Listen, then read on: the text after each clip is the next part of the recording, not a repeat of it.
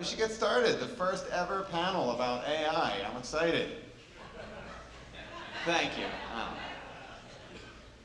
Okay, why don't you guys all come up? And then I think we have slides for each of you. It's good to see you again. Yes. Good to see you again. Shelby, what's happening? How you doing? All right, I'll take this spot. You take that one. Okay, I think I have my own slide.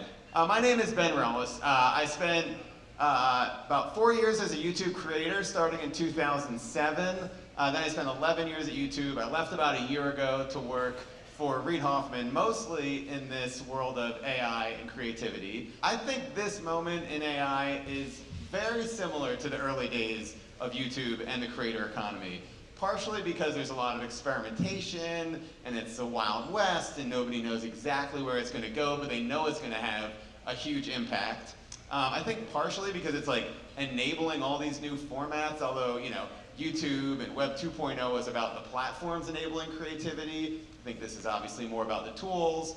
And then the other thing which I think is really cool is there is just this new world of brilliant creators like yourselves that, you know, didn't necessarily have the same ability to create projects that's now possible. Shelby, we met a few months ago.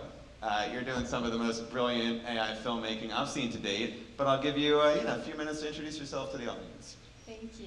That's so kind. Thank you for having me on this panel, and thank you, Todd. Thank you, AI. This is amazing. So I am Shelby. I'm the co-founder and COO of Curious Refuge. We are the world's first online home for AI filmmakers. And so what we do at Curious Refuge is help artists to stay relevant. And as these tools are evolving all the time, we help to support artists to learn the tools they need to continue to create and be inspired in their work. I think that the creative landscape is changing quickly with these tools. And so at Curious, we curate, and we have this list here. You can scan this QR code, and basically it takes you to this list of tools we recommend starting out with. And at Curious, we also curate a news show each week where you can find the latest tools and quickly see how things have changed. And so in light of it changing so quickly, I want to share something interesting with you. I have a quick video, so I hope you enjoy it. Welcome to the 80s. A time of jazzercise, Rubik's Cubes, mullets, leg warmers, shoulder pads, and the biggest scandal in pop music history, Milli Vanilli.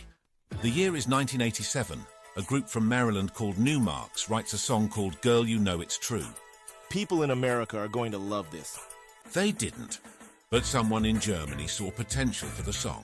This song is totally tubular. Fab Morvan and Rob Pilatus have become breakdancing sensations. They are attractive, cool, and, most importantly, marketable. A music producer named Frank Farian sees an opportunity and decides to re-record his own version of Girl You Know It's True, using session singers Brad Howell, John Davis, Charles Shaw, Jody Rocco, and Linda Rocco. That sounded great, guys. The band is gonna love it. Frank signs Rob and Fab to be the face of Milli Vanilli, and Girl You Know It's True becomes a mega hit around the world. They were huge. Milli Vanilli's debut album goes 6 times platinum in the US and diamond in Canada. Hey, should this thing be plugged in? Details, Rob, details. It was an almost flawless plan. However, cracks appear in the facade. During an MTV festival in Connecticut, a playback glitch exposes Rob and Fab as lip syncers. The rumor mill starts circulating, but nothing sticks. And then the unimaginable happens. And the winner of the 1990 Grammy for Best New Artist is Milli Vanilli. However, Fab and Rob are sick of lip syncing, so they press Frank to let them sing or get out of their contract. Frank, feeling cornered, hosts a shocking press conference, admitting that Rob and Fab never really sang, but we're fabulous stage performers. It's fine that they didn't sing the songs, right? The Grammys disagreed. We're taking this back now. The fans felt angry and betrayed. Frank releases a new album titled The Real Milli Vanilli, featuring the original session singers. I always believed in you guys. But it's too late. The name Milli Vanilli is stained forever. Unfortunately, in the aftermath, Rob Pilatus was found dead in a hotel in Frankfurt due to a drug and alcohol overdose. Fab, on the other hand, continues to make his own music even to this day. And that's the story of how two lip-syncers became prominent voices of a generation, and how the music of Milli Vanilli lives on. Hey everyone, thank you Todd and the team FYI for having me. I'm also super excited to be back again on the panel. I was here in January. It's really great to see how much it's grown over time. So just give you a background about myself. So I wear a couple hats. I'm a multimedia artist, also a data scientist, and I have my own software company where we're building a no-code platform for anyone to create interactive experiences through our proprietary template library. We're also building an AI system behind that, but I don't want to get into all the details, but more of tell you about my story and how I even got here. So along with being a data scientist for, at this point, like 5.5 years, about 3 years ago, I had a, is this it? Moment in life, and just wasn't really satisfied. And I was also a poet and a visual artist and a digital artist, but was just really unsatisfied. And it was actually my therapist who was like, you should try to connect the two, art and data science. And so I started to explore what that could be. And during COVID, I received a Stanford research grant that allowed me to research the intersection of generative modeling, artificial intelligence in that area, natural language processing, which is now ChatGPT and LLMs, and then Afrofuturism. So really, I think what you've done is fucking amazing, and really thinking of, can we work with AI to not wait for Hollywood to create really powerful stories? And I really wanted to explore that with Afrofuturism. So I didn't want to wait for Disney to bring me Black Panther 2. Can I do that? And so through that exploration, I created my first digital collection of animation shorts based off of Binti. Using a natural language model, I basically passed a book through the model, and this is all Python based. Passed the book through the model, identified the main topics of the book, where in the book were, what scenes were highlighted from there, and then created animation shorts with AI around it. And the first two visuals were accepted into Art Basel in 2021, and that's when I was like, oh, whoa, this is something, and really the rest is history. We've been in 7 countries and 11 exhibitions. We're actually in an exhibition right now in LA, if you want to check it out, called Interreality, and it has artists that I admire, like Refuge as also part of the exhibition. Cool. Congrats on all that. All right, do we have Spencer's slide next?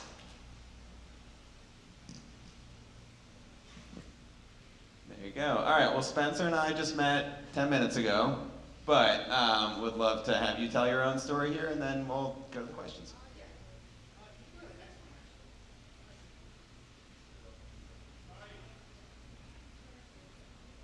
Yeah, so my name is Spencer. So I'm currently an ML technical artist at Runway, which basically means I get to test and develop workflows for AI content generation, as well as maximizing the performance of these models and kind of finding different tricks that creators can use to kind of invent new workflows to generate lots of amazing content. And the way I kind of started this was for 5 years, I worked as a real-time content designer and system designer for Silent Partner Studio. And I worked on real-time content for lots of tours and big events. And that kind of involved using lots of inputs and outputs and doing real-time effects on the side screens at a lot of these events. So for instance, if someone would, they would cut to the dancers, and then they would have fire trailing behind them and stuff like that. So I would design real-time effects, and then during COVID, we pivoted into virtual production, and actually the first place we set up a virtual production studio was in this exact room, in this corner over here, interestingly enough. And then once AI kind of started exploding last year, I got super into it. I've kind of always been chasing new technologies and kind of figuring out the best ways to kind of use them to bring my visions to life, specifically with music. And I started getting very into disco diffusion and then stable diffusion and developing custom techniques with Touch Designer. So I primarily use like Notch, Touch Designer, Unreal, Cinema 4D, Max MSP, and then I do a lot of programming in Python. After kind of messing with all that stuff, earlier this year when the video model started to come out, a video model called Model Scope came out, and I fine-tuned that to create this other model called Zero Scope, which was released as a open source model that anyone could use to create video at home. So they didn't need to use any sort of service to create video. And now I work at Runway, so I'm kind of like, as I said, developing different tools and techniques to kind of maximize the creation process with these models, and kind of staying on top of technology and seeing like how we can push things further, and kind of seeing what's next and anticipating that. Thanks. Can I ask a question before we go to Conrad? Because you're at Runway. Part of what I'm seeing from Runway, I'm not going to have it exactly, but is this idea of like everyone a creator, text to video. I imagine there's people in the audience who are like, Touch Design, Max MSP, Python, what? I thought this was supposed to make it easier. So maybe you can help kind of like connect the two, because you have a level of technical expertise that I think some of the people who are furthest ahead sort of like lean into. But then I think part of the advantage of these tools is you can put like guy running through a field holding corn, and it kind of happens, and then you get better and better at prompting. But can you just talk about that for a minute? Like, is that part of what Runway is thinking about, the same way that like, you know, I don't know, TikTok did so well because it made creation so easy? Is that part of what Runway is looking to do with all your technical background for the creator who's like, I've been doing vlogging for a long time, whatever it is, I want to try something that's maybe different? How does Runway approach that? Yeah, I would say Runway is mostly focused on making it as easy as possible to create content, but they also don't want to restrict the creation that much. They want to make it easy enough that anyone can go in and get a good result, but also give enough control that people can actually get what they want out of it and be very specific. And it's in those kinds of areas that things are still being developed, where you can have a level of specificity in these outputs, where you can get the exact shots you need and the exact outputs you want with the proper characters and all that kind of stuff. So that's kind of the technology that's still being developed by a lot of people out there right now, and it's something that is like a major priority for Runway. Yeah. Like, I have a 15-year-old, he's very into Runway. He was excited because he was doing 3-second clips where he would like, you know, face plant and then turn that into something, and then you could do 10 seconds. I assume part of the evolution is like just longer clips, smoother clips, like it's getting more and more advanced. And then, yeah. Yeah, like higher quality, more control is kind of where it's going, yeah. And also, yeah, being sure you can kind of integrate these into other workflows to kind of actually build longer form pieces of content out of it. Yeah. Cool. All right, helpful. All right, we're going to Conrad. We got a Conrad slide? Awesome. Hello. Hi, my name is Conrad Curtis. I'm the co-founder and CEO of Virtual Production Partners. We're a virtual production company that is focused on traditional filmmakers. I've been a filmmaker since I was a kid.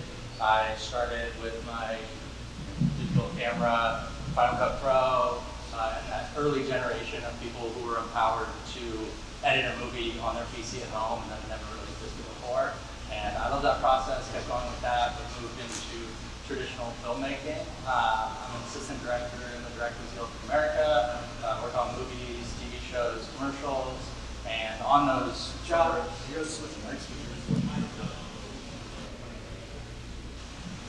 Hello. Better? No. Not better. Hello. Whoa. Nailed it. Cool. This one works. That does not. Cool. So yeah, my name is Conrad Curtis. I am a filmmaker. Been a filmmaker since I was a kid. Always was empowered by technology to tell the stories that I wanted to tell. Started Final Cut Pro, digital cameras at home, in an era when you couldn't really, that was really revolutionary, to be able to be a single person and be able to make a movie on your own. I went down the filmmaker path. I'm an assistant director in the Directors Guild of America. I work on movies, TV shows, and commercials, and on those jobs, my role is to just be the person who makes sure that the things that are supposed to be in front of the camera show up so that we can film them. When COVID hit, I had done a couple of virtual production jobs that were really complicated and difficult, and so we started a virtual production company that was more focused on using these digital tools for prep, planning, pre-production, and iterating. And I was the vice president of a AI company called Boom Interactive, vice president of film and television, where we were using these AI tools to help filmmakers prototype regarding scenes, sets, and locations. And after I left there, Virtual Production Partners has been really focused on how we can use generative tools to empower skilled craftspeople who might not think that they should have access to necessarily 3D software, digital tools. Unreal Engine, Blender are really difficult tools to master, but they give you a degree of specificity that a lot of the generative techniques are lacking. So we're really focused on how do we empower skilled craftspeople and creatives in order to tell the stories that they want to tell with the highest degree of skill and craft that they can bring to the table. We're also, we opened up a waitlist for our StoryTwin platform today, so storytwin.com, you can join that waitlist, and we've got a beta coming real soon, some really fun features. Excellent. All right, so I guess it would be helpful maybe to also get into like the nitty-gritty of filmmaking, but we could probably, if you want to go to a different, background slide, or not, or keep StoryTwin, and you got the real estate. Okay, so I want to get into like specifics, but I also, still keeping like, connections in the YouTube world. I feel like some people don't know where to start. It's like there's the, all the headlines and people see all these tools coming out, but like when people come to you and just are sort of very new to the game, what are the tools you recommend? What's the approach you would recommend specifically to a creator who's, a little bit green, but also is like, I know that there's a lot of ways that this can help me. How do you approach starting? Yeah, Shelby, let's do it. All right, so first, I would say, use ChatGPT, but if you've not paid to upgrade your account, do that, because I think it's improved so much, and it's more creative. GPT-4 instead of GPT-3.5, yes, yeah. Yes, and so I think immediately just start there and be creative with your prompting, because what you can do in these tools is incredible. I would start there. All right, we got one vote for GPT-4. Yes, I'll definitely echo that. And I mean, I would have questions for the person, like what type of artists are they? What type of work do they want to create?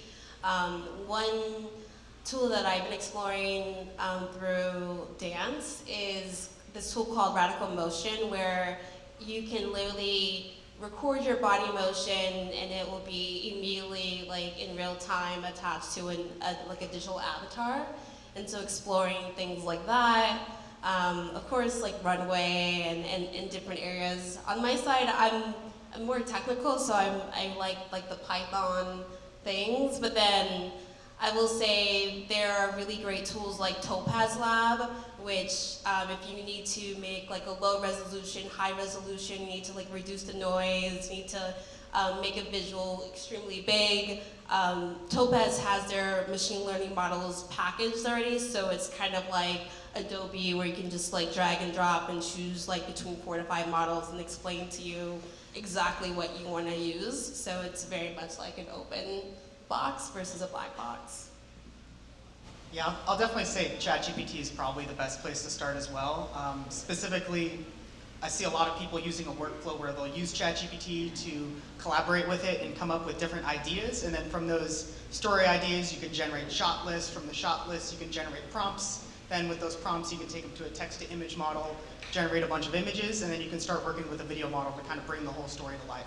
So I think starting kind of with ChatGPT as a way to figure out what you want to do and how to get there, and then moving into images and then video from there, because video takes a bit longer to iterate through, whereas images are much quicker. So I definitely recommend kind of starting with that, understanding prompting and kind of understanding how to collaborate with ChatGPT and get the most out of it. Yeah. Does this one? You're good.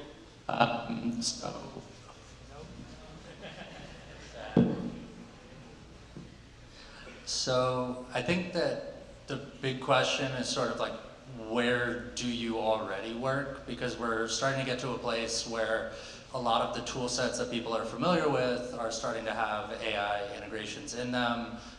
Adobe just dropped a ton of crazy tools, so if you know how to use Photoshop, you'll probably be able to move more quickly with their suite of tools. GPT-4, especially now that they've integrated DALL-E, is fantastic because not only can you generate really high quality images, those images can have text, a lot of the problems are getting solved, but you can also sort of unpack that prompting. So you can tell it something in a language that you understand, and then it will reorganize what you're trying to say into a prompt that the image generator can understand, and then you can look at those prompts to start to see how that process works. And I think that a year ago, the idea of having a tool that was able to help you along was really abstract and wasn't something that was really readily available. But now the tools that everybody knows and loves are starting to have these AI superpowers, and I would start looking there first, and then you can go more broad. Yeah, makes sense. All right, I'm going to go early to the FYI questions, just so everybody knows if you enter a question that it will get answered. Or I shouldn't say that, actually, there's a lot of questions. It might get answered. But this one is specifically from Marcos H. for Shelby. What areas of AI filmmaking do you feel like technology needs to improve the most? And I should probably add, the question was about AI filmmaking, but I do think it probably extends into, the YouTube creator who's also looking to sort of level up their work. That's interesting. I think my mind is going to like what we can't do in AI currently, and I hope this answers your question, but like at least with the tools we're teaching, because we're kind of low barrier to entry with a lot of what we're teaching. So I think like lifelike movements are still hard to prompt at the moment. Like you can get some subtle movements, but it begins to break apart. Say if you're going for a full hug embrace, like that's going to start to distort a bit. Multi-shot compilations are not possible at the moment, right? If you're wanting a scene of someone throwing a ball to their pet and the pet looks at the ball and then comes back, like you can't prompt for that. You have to still prompt for each shot and then cut it together. So I think as the technology improves, those things will be possible. That makes sense. Any of you guys have any thoughts on that one? It was directed to Shelby, but sort of like if there will be a change that might lead to that leap of, a new explosion of content, formats, etc. Yeah, I mean, there's a lot of things I would say it's still limited by. Like, motion is definitely still something that needs to be figured out properly, as you said, like someone going for a hug or something like that. Like, a lot of models have a problem being too slow, so some of them need to be adjusted to be faster when you want them or slower, and other times because otherwise the motion can be really jerky if it's made too fast. There's also problems with character consistency, as I mentioned, so from shot to shot, having consistent characters, consistent backgrounds, consistent subjects, all that kind of stuff. Directing camera motion is still not completely solved. Also, text is not something that can really be generated images or videos properly yet. DALL-E 3 gets like close. It's not like 100% there, but it's starting to get into the text domain. And yeah, just like longer form videos that are consistent is kind of still one of the main limitations. Yeah, makes sense. And then, in terms of the, general impact on the creative space, I think most people would agree there's like wild creative things that weren't possible before, and then there's also things to be concerned about from the creative community. I'm curious how each of you kind of views some of the feedback that you've gotten, whether it's people who are, skeptical of where this is going, or even like how you personally think about ethics when it comes to the stuff that you're creating and how you sort of try to figure out ways to, use some of these tools in a way that you feel like is responsible and et cetera. Yeah. To anyone, yeah.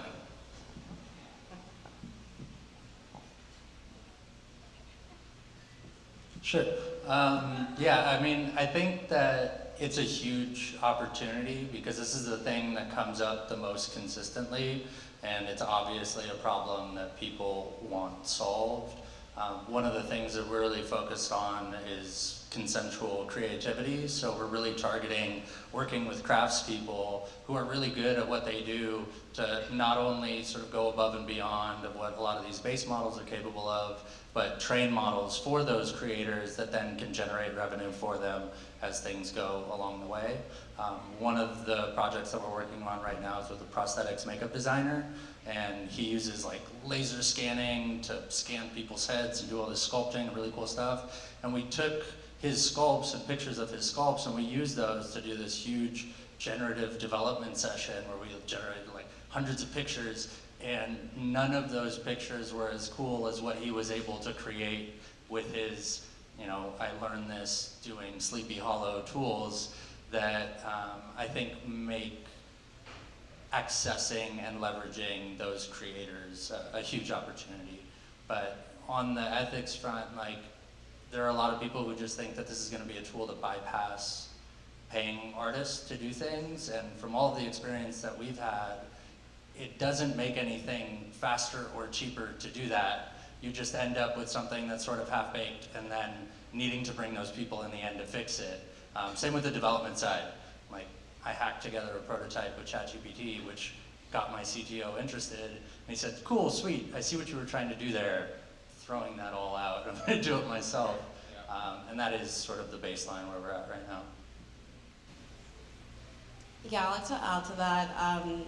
Like, ethics is something that I've always been passionate about, even as a data scientist. And so in our AI system that we're building, I have a responsible and equity advisor that is like taking the time to actually build out a model card of our AI system so you can understand like what data it was trained on, why it was trained on, what is the use cases of it, what are the, like what it shouldn't be used for. And then even on the data sets that we're training, you know, I definitely paid attention to people like Sarah Silverman, who sued OpenAI because she didn't give them permission to train on her data. So as we are training our system, we want to vet our data set and actually have a rubric of just in general how we want to use data in our creativity, because I really like the idea of like consensus creating, whether it's like you can choose to opt into this data set, or we ask you for your permission, or we make it publicly known that this is what this model was trained on.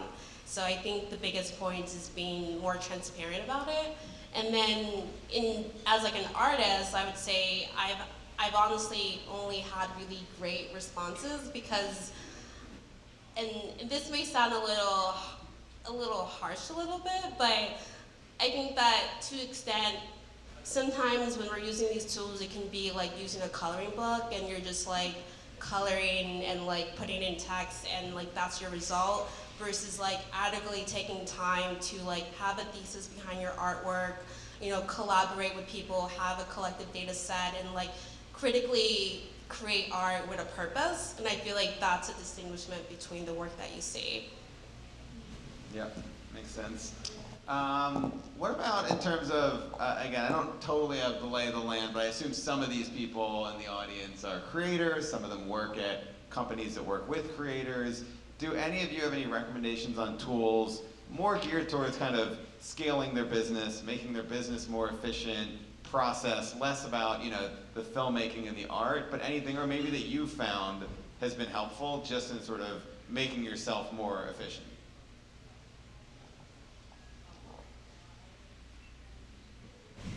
One thing I've kind of seen a lot of people doing is using these video and image models to create like pitch decks that would be much more difficult to create otherwise.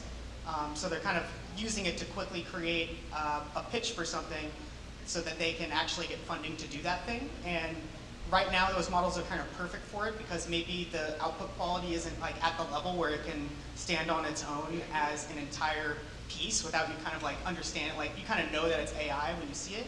And so being able to just get the idea of like what you're trying to communicate so you can get funding for it, I think is a super valuable part of these AI tools in their current state.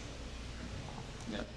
We use a few things. I mean, and I'm very curious to hear from everyone, but there are tools you can use I'm sorry, I can't think of the tool, but it's on Zoom calls, and it'll take meeting notes for you, and then you'll get an email for your meeting notes, right? That's amazing. Notion has an AI integration where it will like read your notes and create bullet points for your team. Yeah. I think there are a lot of different things. ChatGPT, I can like send out a survey to my community and then ask it to read the data and help me to know what I should do in light of the data, right? Yeah. I think those are a few things that come to mind. There's one more, but I lost it. Sorry about that. All good. I mean, I think that one thing I've found is that when you hear about a tool, like meeting notes being summarized, and there's 10 different companies that do that. And the same thing with translations, and the same thing with, if you want a company that, I don't know if you've seen some of the things lately where you can sort of like, you're able to say something and it'll get translated to another language in real time.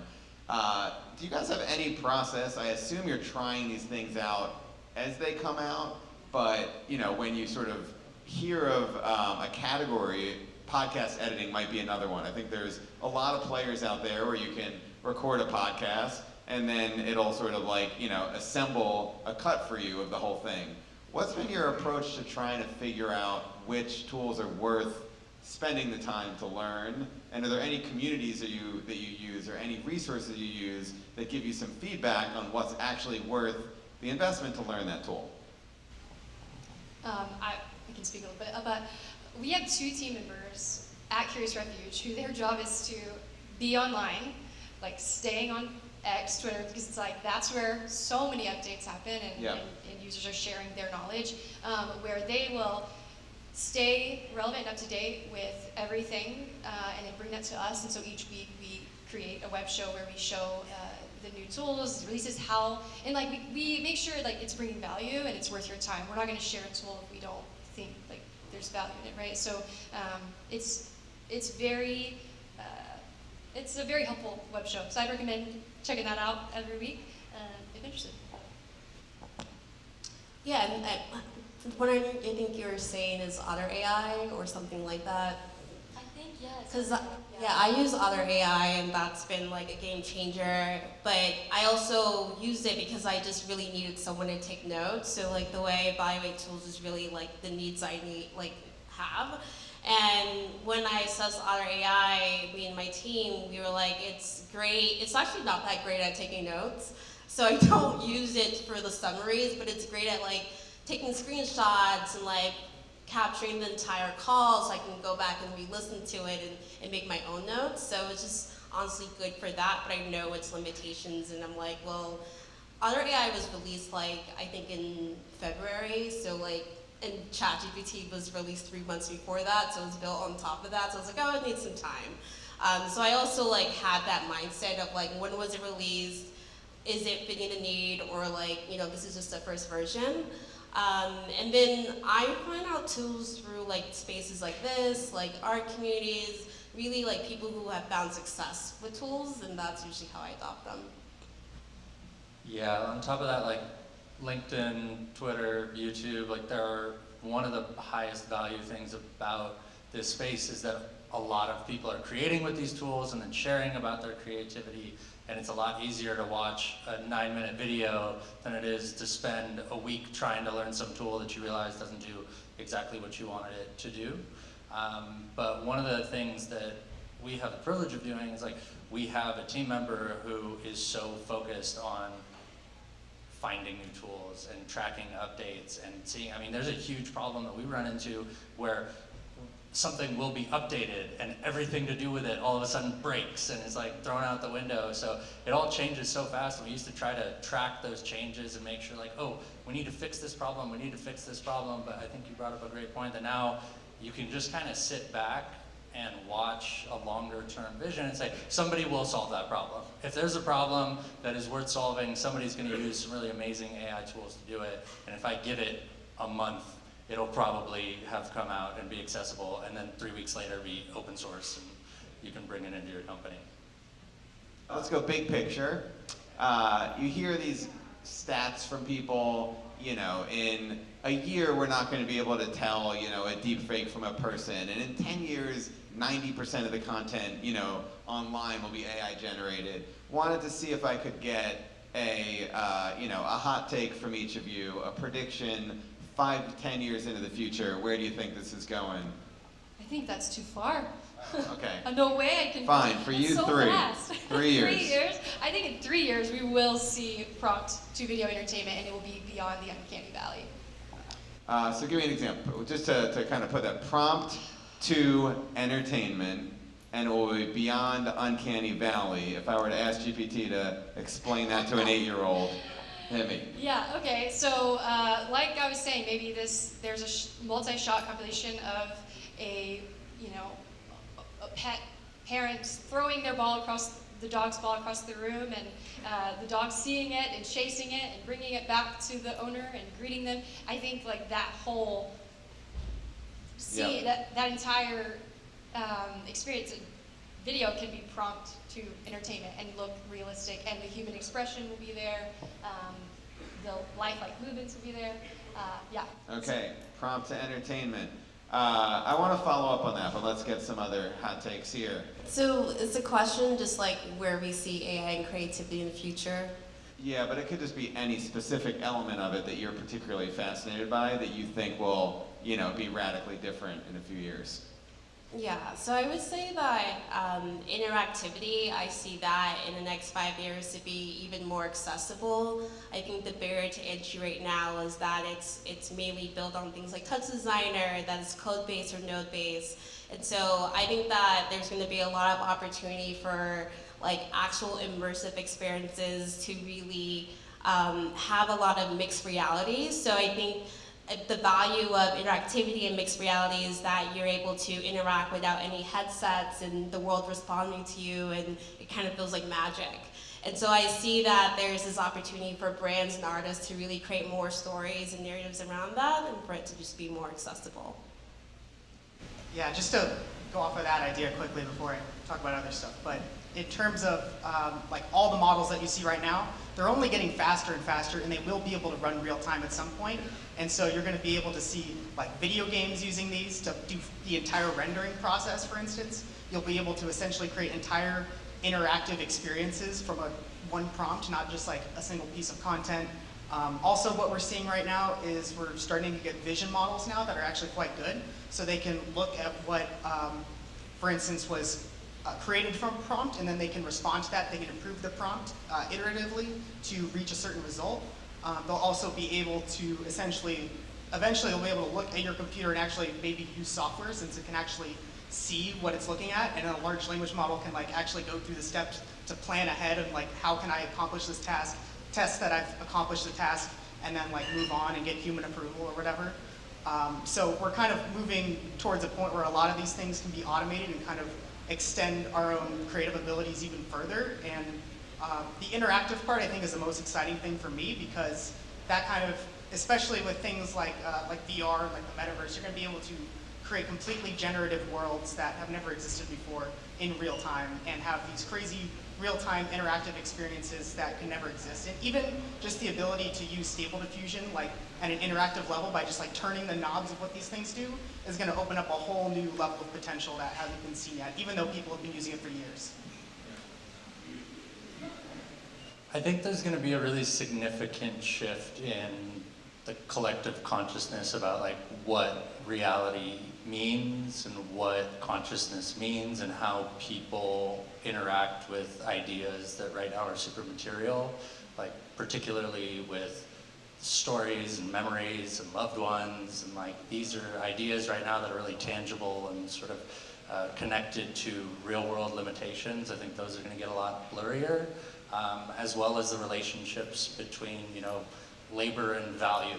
Like these things are so much more efficient at certain things that I think that as a society we're going to have to start asking more interesting questions about like what we see as the narrative of humanity if we want to keep playing by the rules that we're playing by now. I like that. Yeah, let me ask, like, you know, I'm someone, I think the feeling of being creative is just, I think it's the best. Personally, I think it's better than meditating, exercise, whatever. When you get in that like creative flow and that rhythm, I think especially when it's not for an audience, like maybe it's possible that some of these tools open up ways for people to be creative that aren't necessarily creator economy, but more just, people that don't normally use these things suddenly, feel like, oh wow, this is, a type of creation I never knew existed. So I guess I'm curious if any of you could sort of walk through when you think about this, and this gets back maybe to the first question about trying tools, but what parts of this do you just get lost in it and it feels like, this is just like a joyous, really fun experience of creating? And then what parts of the process are you like, this is tedious, but you just kind of got to do it? Like I talked to one guy, this great film, and I was like, wow, and AI just did that? He's like, no, it took like 28 hours. It's shot by shot, picking the right one. So again, I don't know if I have take that where you will. What part do you love about this? And what part would you recommend people like fight through it because that part's actually supposed to be kind of hard? Okay, so on that Milli Vanilli project, thank you for enduring that. I just got lost on that there. I pulled 2 all-nighters on that project, and I was just like having so much fun. And it felt like a kid, like I was a kid exploring something for the first time, and I can't even tell you the last time I had that kind of feeling creatively. And I think for me, specifically with that project, prompting the imagery and getting the consistent visuals and figuring out my image tags to get this like 1980s pastel, it was really fun. And have you guys any moments you were like, this is too cool, or particularly proud of something you made, etc.? And then also maybe a part that you feel like you kind of got to slog through if you're going to be in this game. Yeah, so I would say, whenever I finish a piece, I usually scream because it's just super excited that I've reached that point. But then just even going back to interactivity, that gets me really excited. And so once I finish creating something that allows people to co-create, interact, I just play with it all night. I made a dance avatar one that captures your body motions and the silhouette and makes these really cool imagery. And it's in real time, which is really cool. And so those are things that really excite me. The parts that are really frustrating is configuration, super nerdy, but just setting up the system for it to actually work. Also, when I am building in Python, usually it's not like you see on TV, it's push enter, it doesn't work, why doesn't it work? So it's just a lot of problem solving and hitting my head against the wall. But then at the same time, I get a lot of high from that. I love coding, so it's kind of like a game too. And so it's frustrating, but then once you push past that frustration, it just really becomes enjoyable. Yeah, I totally agree with that. The most difficult part of it is trying to get stuff running in Python, and then you get it all running, and then you try one new thing, and then it breaks the whole environment, and then you got to rebuild everything. And you're like, God dang it, I just lost 8 hours of work, of 8 hours of time I could have been messing with this. But then there's lots of moments too where I'm staying up way too late, constantly queuing up things to render while I'm asleep, and then I end up getting only 3 hours of sleep, and it's there's only 3 hours of render time now, so didn't even matter at all. Also there is kind of one thing I want to bring up too is as these things approach real time, we're going to start to get to a point where you can actually get into a flow state with these things, which is not something that's available right now. It's something you get with real-time interactive exhibits and interactive pieces of art and music especially. You're able to react to things in real time and get into a flow state where you are really reacting with and creating something amazing, and that has yet to be seen with AI, and I think that will be kind of a crucial thing that we see in the future. I would challenge that idea that like it's hard to get into that flow state with AI tools right now, because I think that they're so spread across different things that you could be running Stable Diffusion, generations, and then over in ChatGPT breaking story. And like one of the coolest things for me is working with screenwriters, because ChatGPT like vaporized writer's block. And this idea that you're like supposed to be this struggling, frustrated artist that can't get the thing that you want to make. Like, people are really good at understanding what they do not want, and it's really easy to create a lot of stuff that you do not want with these tools. But it's really fun to get into that flow and be like, oh, I'm closer, I'm closer, I'm closer, I'm closer. And you mentioned like that ability to tweak those knobs and buttons, like understanding where those knobs are, and like how, I work in Stable Diffusion a lot, so like how does that config slider make everything change? How do these seeds make everything change? Like, I didn't know what that meant before, but I now know what the 3 or 4 things are that I can manipulate and feel confident with. So it's really like, what are the tools that you want to do? What is the object of your creativity? And then what are those 2 or 3 knobs that will get you into that flow state? Makes sense. All right, well, if I could, kind of talk YouTube in general, and I've been, like I said, YouTube for like 15 years. Early YouTube, I thought, filmmaking was almost more accessible than it is now. This is algorithm stuff, but early days was like Freddie W. and Mystery Guitar Man and Quarter Digital, and they're making these short films. And then the algorithms kind of changed. They started to reward, sort of longer videos, and I think it made it harder in some ways to be, I guess, a filmmaker like that. But I also think that there's something about YouTube which is special, which is when people watch it, they think, oh, I could have done that. You know what I mean? Like, dude, perfect. People, I could have made that shot. I mean, they didn't, but they could have. I've always just thought there was something interesting about YouTube that, I guess authenticity would be sort of the cliche, but also this feeling of like, I could make that. And I actually thought, some of what you did was so original, but there was also, people were doing it quickly. They wanted to emulate it. So I guess this is a long-winded way of saying, for so long, the advice for all of these platforms, not just YouTube, but, TikTok and Reels or whatever, was like, be yourself. They want to see the real you. How do you think about authenticity when it comes to kind of like using tools as a creator? I don't know if that's come up with anything you've seen at Runway, anything you've seen, but how do you sort of blend prompting and tools with what's really been sort of like the heartbeat of the creator economy, people showing their true selves? I can start on that. I mean, one of the tools that we help build is called Lightcraft Jetset, and it is a camera tracking compositing pipeline that runs on an iPhone. And you mentioned shooting something on your phone, like what you can do with a cell phone now compared to early YouTube is like absolutely mind-bending. And when you use that as inputs for these generative tools, like you start unlocking creative ability that was totally incomprehensible without a giant movie studio. So it's early, it's still early. I mean, I think this conversation a year and a half ago, everybody had been like, you guys are insane, you're talking about text to video, but it's moving so fast, and the hardware is becoming so much more accessible that like what you can do on a phone is gonna be better than what most filmmakers can do with a $200,000 camera tracking system 10 years ago. Yeah. All right, we got time for one more answer. Anyone else got one? Yeah, I mean, I pretty much agree with that. Like kind of like the goal of like what Runway is doing is to make things as accessible as possible. Basically, like create a new camera that people can use to create any content they want, with the like people eventually being able to make like feature film level films like on their MacBook or their phone or whatever.